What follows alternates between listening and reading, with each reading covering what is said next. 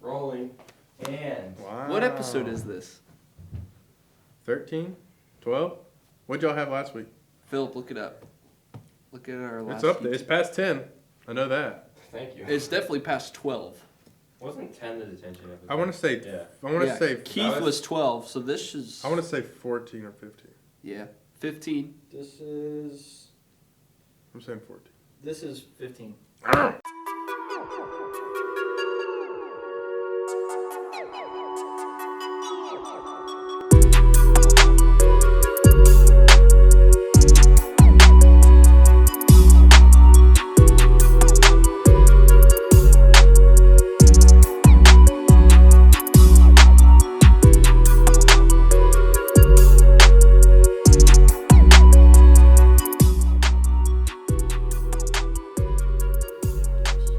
Welcome to the On Diaries podcast, episode 15.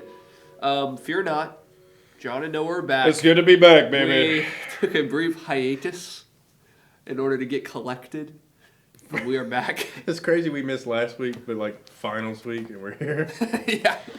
Yeah, this week is finals week. We were more busy last week than this week. We've made time for you, the viewer, because we know you need us. This is going to be a jam-packed show.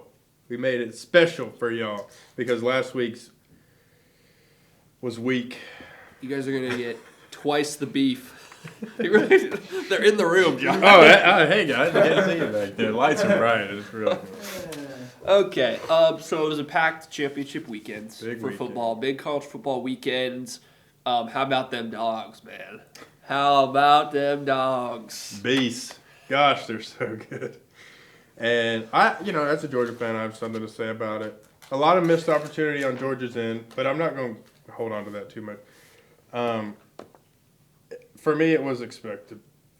The weakest part, I've said this for weeks, the weakest part of Georgia offense is that back end, the safeties and secondary. And that's LSU's best offense. The deep ball, the 15, 20-yard passes. And they ate us apart. And Joe Burrow, MVP, easily Heisman. He's a stud. Freaking stud. And he made Georgia's defense look like trash.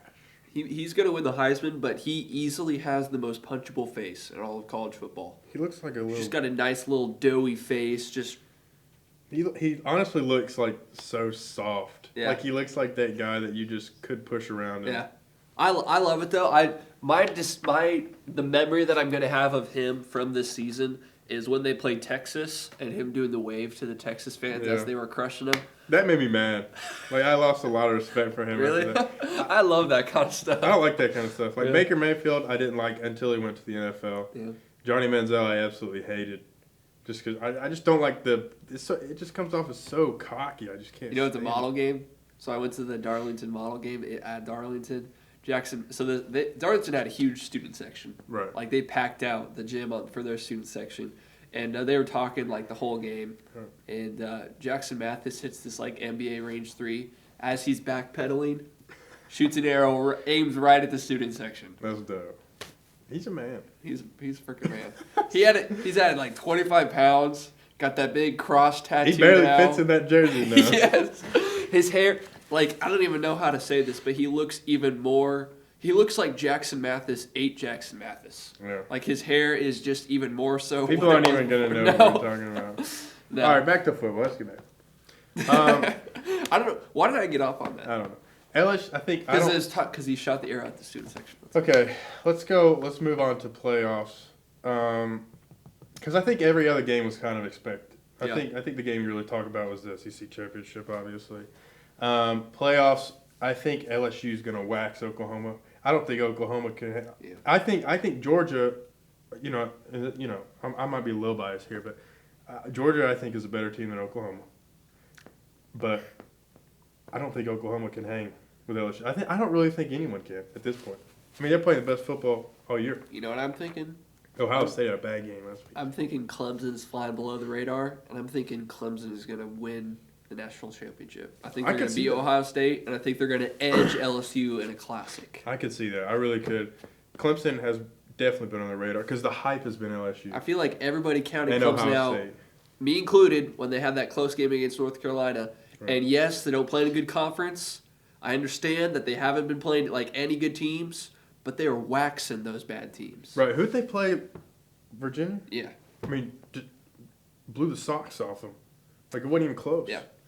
Yep. I don't know. I think Oklahoma easily seed 4 for me. I think the top, Oh yeah, I think they got it right. Yeah. I think the placement of everything. LSU, Clemson, Ohio State, Oklahoma. Isn't Ohio State 2?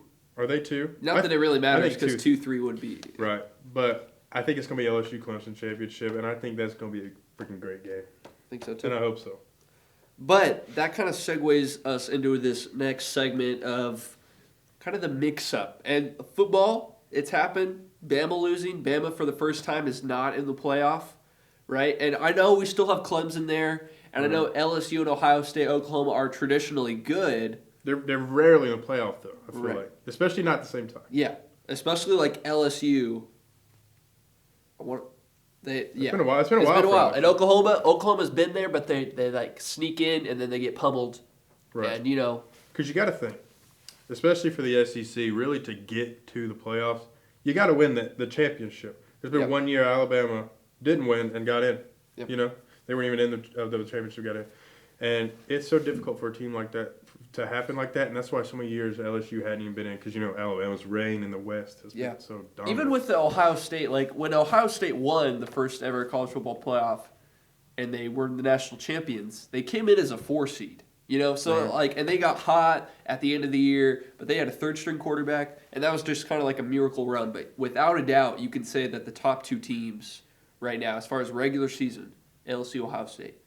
And then when you look at basketball, I know it's early in the season, but Duke has been trash. North Carolina's been trash. Those traditional heavyweights, and the 2 best teams arguably in college basketball right now are Louisville and Ohio State.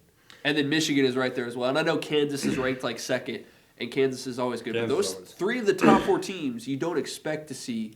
I'm so glad Louisville's up there. They were up there, and that's just one of those teams for me. I just like Louisville. Yeah. I just like them. I don't know why. I have fond memories of that whole that 2013 team that Yeah. was in the national championship against Michigan. Yeah, That whole run, and was that the year that Kevin Ware? I think so. Yeah, Like in one of the first games. yeah. I think that was 2013. Yeah, Yeah, I That's like the crazy. unis. I like the logo. that's 6 years ago. It's crazy. That is crazy. Kind of old. Do you think that's good for the sports, like Oh, for yeah. football and basketball, that there's not in Alabama anymore, that Duke and North Carolina aren't really at the top this year? I can speak more for football because I'm a Duke fan. I love Duke, and I want Duke to be number 1 always. But for football, I'm glad Alabama's not anymore. And I don't think their reign's over. I think they'll still Yeah. be Oh, top for a while. But I like diversity at this point. Like, I like having Oklahoma in there because for so long, the past 3 years, they've been 5, they've been 6. That's why right I would have outside. loved for Same for Utah Ohio to get State. in. If Utah, I know that they would have gotten spanked by LSU first round, but Oklahoma's going to get spanked. So why not get some new blood in there? It was honestly bothering me how all the casters and everything were like, if Georgia loses, Utah's in, and Oklahoma is just a better team. If Utah had beaten Alabama's a better Oregon, team. if Utah had beaten Oregon, or vice versa, like I know Oregon's been in the playoff before, but to see Oregon, Well, Oklahoma almost lost. yeah, So who would have been in Baylor, there? yeah, Baylor. yeah. And that would have been cool. New to see. blood. When's the last time Baylor was in the playoffs? There was that one year where they were like, I think Georgia they plays finished, like, Baylor 5th. in the Sugar. they do. On Do you think New Georgia's going Year's to Day. show up? I think Baylor's going to win. Georgia traditionally, if they're like the past 5 years probably, when we're not in the national championship, like we lost to Texas last year. That has been the You know, craziest they thing don't for me, care. and a slightly upsetting thing for me as a fan of a team like Washington State, whose fans are ecstatic to be 6-6 this year and in a bowl game, is Right. seeing the Georgia fans talk. Like I know you expect to win the national championship of Georgia. I know you recruit at this high level, that you play at this high level, that you got these big expectations. But I guess when I first moved to the South, Georgia was nothing. And like Georgia was happy if they finished 7-5 and they beat Oh, Georgia yeah. Tech at the end of the year. That was back when we had And red. now, You lose on the final play in overtime in the national championship to Alabama. Right. You barely lose in the SEC championship game last year, whatever. Yeah. You lose in the SEC championship, but you're still going to the Sugar Bowl. That is a crazy run. You're for still any Eastern program. champions, beating out Florida. Yeah. I think it's just it's not that you're not happy for the team. You're not happy. I'm proud to be a Georgia fan, as hard as it is to say. But I think what Georgia fans want is that next step. They want the legendary. I mean that very lightly, legendary. But you're gonna remember the past 8 years of Georgia football as never reaching the cusp. You know what I'm saying? Yeah. The past 8 years, it's been only let down. And I think that's something that's difficult to be a Georgia fan. We've been through a lot the past 5-6 years. But I think why fans, we've been kind of blessed. Same with Alabama, always winning. And it's like you're always winning, but not really. You're always really good, but you're never great. You know what I'm saying? And we've talked about this I on think the that's the show hardest before, as if you have high expectations, Right. It makes it harder. Yeah, it makes it harder. For sure. Whereas if you come in like Washington State, and you go 6-6, that was probably about what we expected. But then you have years like last year when we got to 10 wins, had Minshew Mania, and that was the greatest season for Washington State in the last couple decades, And we go to the Alamo Bowl and win it, which for a school like Georgia would be Alamo Bowl. Right. But for Washington State, it's best thing in 20 years. I think it's just so hard because the expectations are so high. And it just seems like every year it's expected for Georgia, in the past 3 or 4 years, it's been to be in the playoffs. Georgia's going to win the East, and they're going to contend in the championship and have the absolute chance to be in the playoffs. And they just always seem to come short. I think that's why it's so difficult. But anyway. Okay, Phillip, joke time.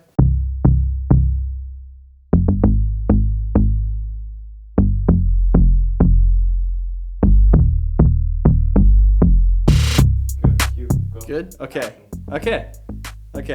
Let's get right to it. All right, comedy time.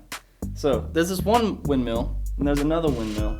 And so one windmill says to the other windmill, he asks him, what's your favorite kind of music? And the other windmill says, hey, I'm a huge metal fan. Fan! Get that. Yeah, that's a good one. It's a classic. And then this is a true story. This one's a true story. So there's this deer on campus, and then I went up to her, and I said, "Hey, little deer, how you doing?" And she was like, "I'm good." I asked her.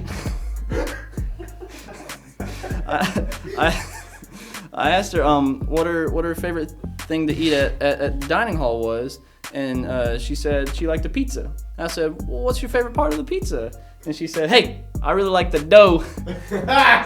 She's a female deer. Yeah. True story. That really happened. You got any tricks up your sleeve? Any tricks up my sleeve? I got a little itch. I got a trick up my hat. How did he do that? Wait a second. Wow. That just came out of his head.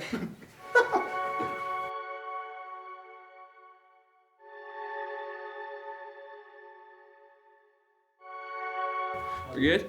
All right, next, we're going to be talking about how the Lakers, or should I say Fakers, are not going to be in the NBA Finals. So here's the thing.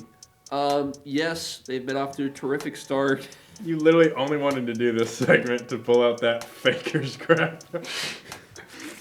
The Lakers are going to be there. No, they're I not. mean, Fakers. Okay, I don't see path to them beating the Clippers. I think, look, the Lakers are going to be in the playoffs. I know that's a hot take. I think the Lakers are going to be in the conversation. I know that's a hot take, but the Clippers are going to be the team in the finals. And there's really no way around it for me. Paul George and Kawhi Leonard. I look at how old that Lakers team is. I look at the egos in that Lakers locker room, and they haven't faced it yet. But when they face adversity, All right, when they go through that first stretch where they lose like 3 out of 4 games, when they have a tough road trip, when LeBron starts calling teammates out, when LeBron calls out Rondo or Dwight Howard, or even, I don't see him calling it out AD, but if he were to, I look at how that is just a chemical experiment waiting to explode. Like I said, they're not going to fall off the map and not make the playoffs. They're going to be in the conversation. They'll make the playoffs. They might even make the Western Conference Finals. But I still see the Clippers as the strongest team in the West. See, here's the thing. The Clippers are great. They are. They definitely in the conversation, and there's a reason for that. Here's the thing, though. I don't think the Clippers have given us enough. You know what I'm saying? I think, maybe in a month, I think you could be able to tell, hey, the Clippers are the real deal. But I feel like right now with like time, whatever they're calling that, whatever time management on that crap, because they're not going to do that for the playoffs. Right. And that's where it's going to get interesting. When Kawhi has to play back-to-back games, what's going to happen? He's got to be well rested. That's the whole purpose of them doing the load management now. And that's what pisses me off. You should not do load management like Michael Jordan said. You play every game. Yeah. You're paid to play every game. I agree. And I don't know. I do like the Clippers. I think they're going to be good. I'm not a huge fan of Lou Will. Not a huge fan of Pat Bev. You know that. But no doubt they're good ball players. They got a good team. They got a stout team. But they just can't touch the Lakers. Not right now, okay? I say not right now. They can't touch the Lakers. They can't touch the Lakers. No. The Lakers are playing out of their absolute mind right now. Right now. That's why I said. Did you not just hear what I just said? I said right now. I know, but you're saying. Well, I said right now. They're playing out of their minds right now, but so the Clippers are still a very good team right now. I said very good, but they're not playing out of their minds. And I'm not trying to knock the Clippers, I'm excited for that Clippers-Lakers bout, Yes. That's going Game 7, Yes. no doubt. Yes. No absolute doubt. LeBron James, if he can do what he did with the Cavs team he had, and I know it's always brought back up, everybody's saying he's getting older. No, he's still LeBron James, okay? He's still LeBron James. If he can do what he did with that Cavs team, coming back against the Golden State Warriors in their prime, he's gonna beat the Clippers in 7. Yeah. I think. And I think either LeBron or Anthony Davis, those two especially, when one's not having a good game, the other one will. And when they're both not, I think there's people on their team that'll step up. Kuzma's going to step up. Rondo's going to step up. And Dwight Howard's been playing really well too. I'm interested to see how once Kuzma gets back into the Kuzma that we were used to seeing in the past couple of years. He's getting there. I'm excited to see that. Okay, Mandalorian, quick, 2 minutes, spill.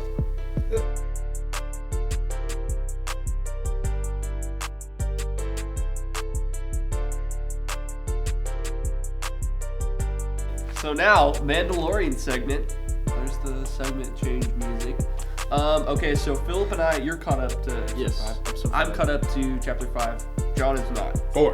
He's on Chapter 4. I will go literally watch 5 when I get home tonight. It's been out like 3 days. I watched it late last night. So I understand. I've been busy. Really busy. Okay, so it's obviously been a little bit of a pop culture phenomena, if not solely because of Baby Yoda. Yeah. But Baby Yoda aside, He makes that freaking TV show. He makes it. he really does. He's great. Baby Yoda aside, your impressions. I really like it. The thing I like the most is what's the actor's name that plays the Mandalorian? Oh, I don't know. I've never seen his face. I thought it was a documentary. Well, I mean that's the thing. Didn't know it was an So actor. I don't know who it is. That's the thing. Like I really respect him because like we never get to It could be a woman, see his face. so- No, it's not. I know it's. They do have little voice modulators to change. That's actually a hot take because Like, I mean, Leia- you never see his Leia face. He in, does. Jedi. Remember? She sounded like Jabba, and then it right says, when they deheated. Plus- defroze Solo. Plus, when he was on the farm planet, and he's like with the woman and the child, but he doesn't stay, And there's supposed to be like a brewing romance there, but there never is. Nothing happens, and then he's just like, So maybe he's gay. I was gonna say heteronormative theories aside. I mean, you knew it was Matt, You've you've not seen a single episode. Literally knew it was coming. Anyways, you can't say anything. my favorite thing about the show is not Baby Yoda. I like how it's Star Wars. Mm-hmm. No, you'll get where I'm coming. I know what you mean. The new movies with Rey and the Finn, whatever. Stupid. I don't like them. I like the traditional 1 through 6. Okay, it ended with freaking Luke Skywalker chopping off Vader's hand, right? I don't think so. Yeah, that was 6. Because Luke got his hand chopped off. He chopped off Vader's hand, and then Vader got freaking fell down the. Yes. No. I know what you mean. Like, fell down the yes. Yes, but he chopped Vader's hand off. We can look it up later. no, Luke got his hand chopped off. Right, that was in 5. Yeah. But in 6, Vader got his hand chopped off by Luke, and he's sitting on the platform. Not the platform, but there's like a walkway. He's sitting right there. Yeah. And then Palpatine starts freaking lasering Luke, and then freaking Vader gets up and throws him. How do you throw him if you don't have a hand? Dude, it has. Forced.